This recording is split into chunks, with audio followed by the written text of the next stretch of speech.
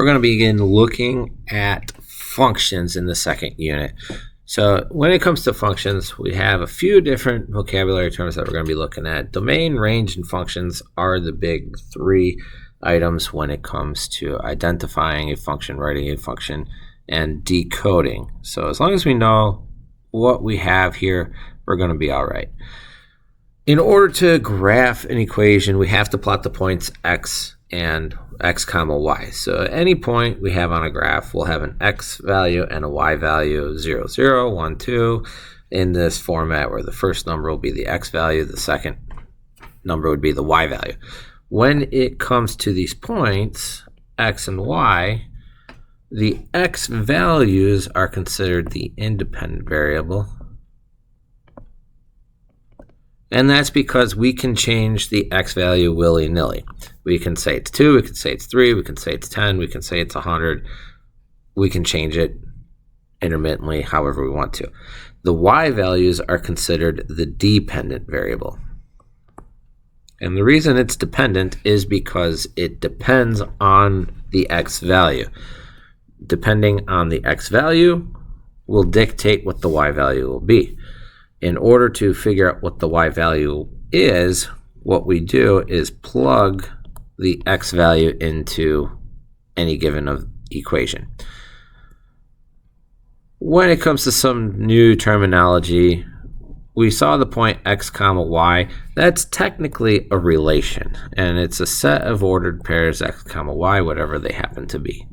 The 0.23, the 0.37, the 0.98, they're all relations.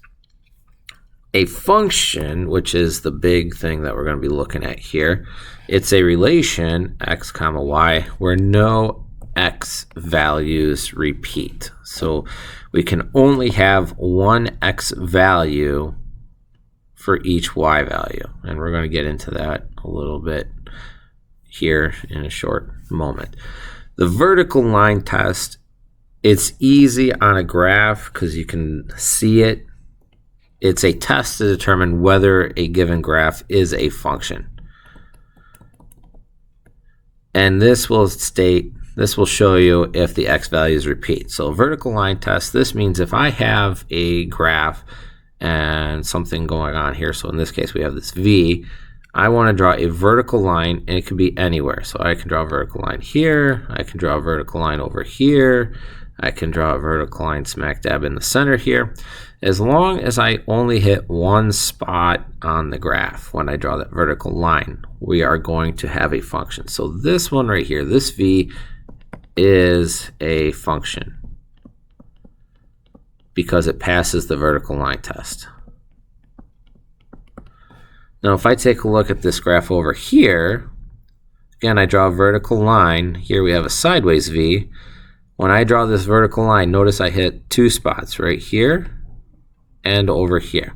This automatically fails the vertical line test. I hit two spots on the graph, so this one is not a function because it fails the vertical line test.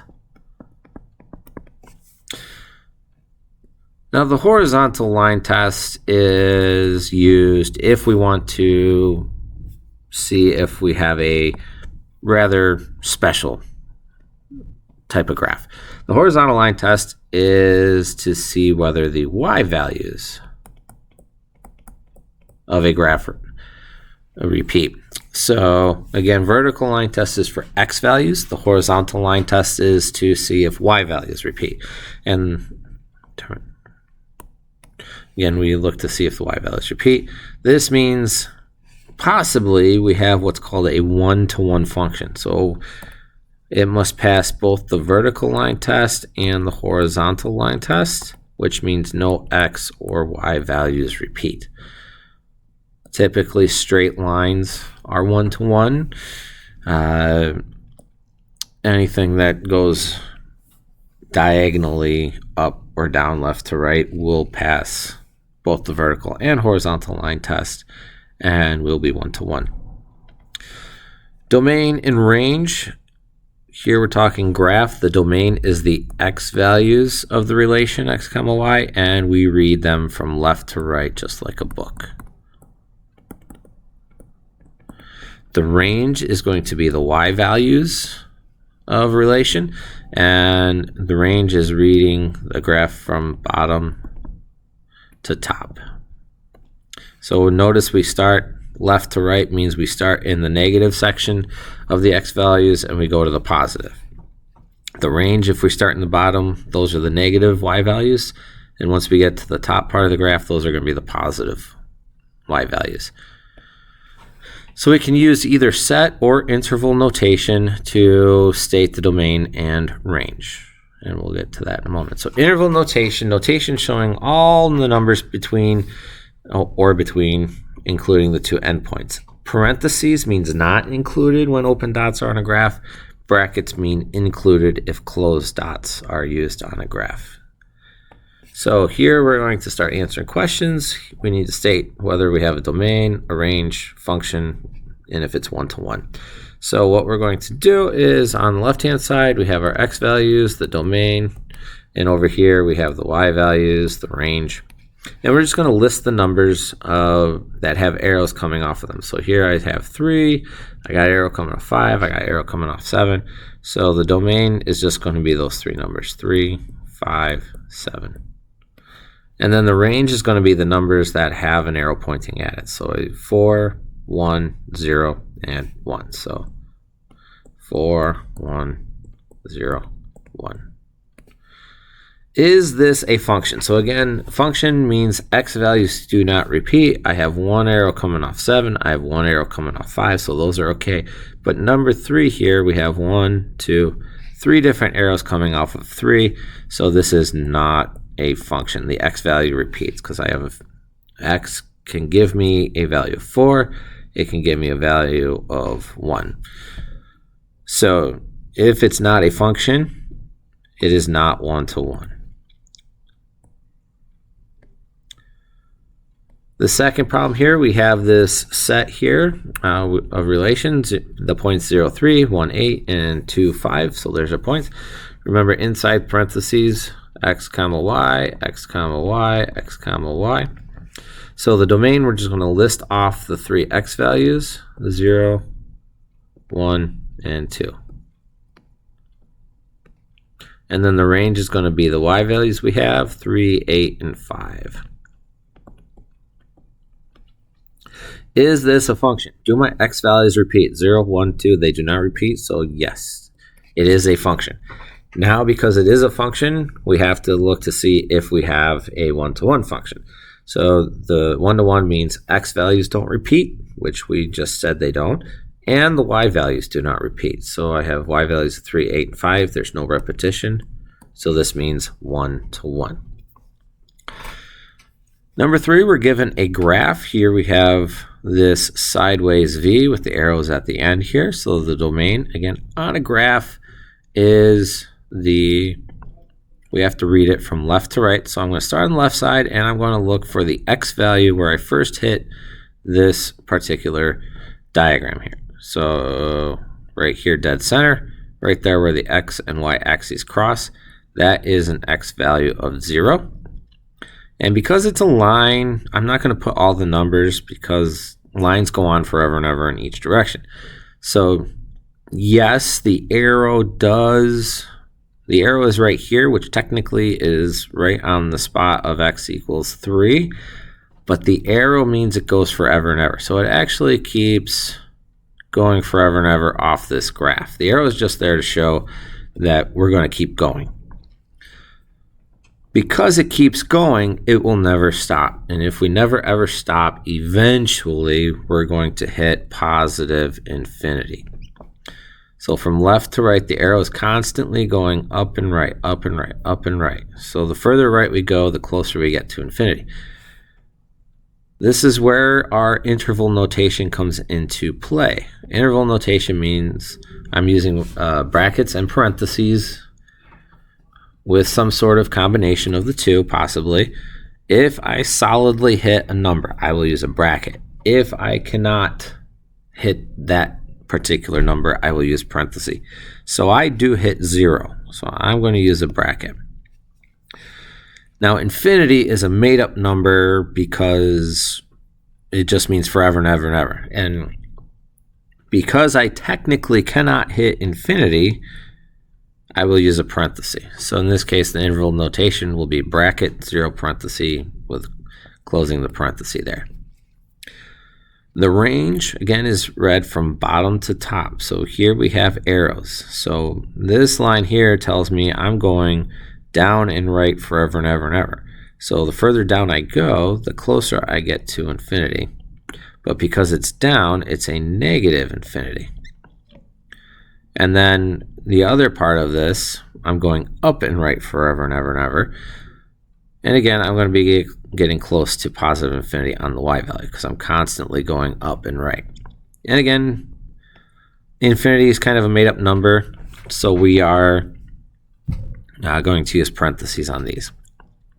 Is this a function? Well, fortunately for us, we have the simple line test. We draw a vertical line. If I only hit 1 point, we're good. If I hit 2 points or more, then we don't have a function. I see I hit the graph right here and down here. I hit 2 points, so this is not a function. And if it's not a function, it's not one-to-one. Number 4, domain and range. Again, we have arrow, or I'm going to say we have arrows coming off of this line here.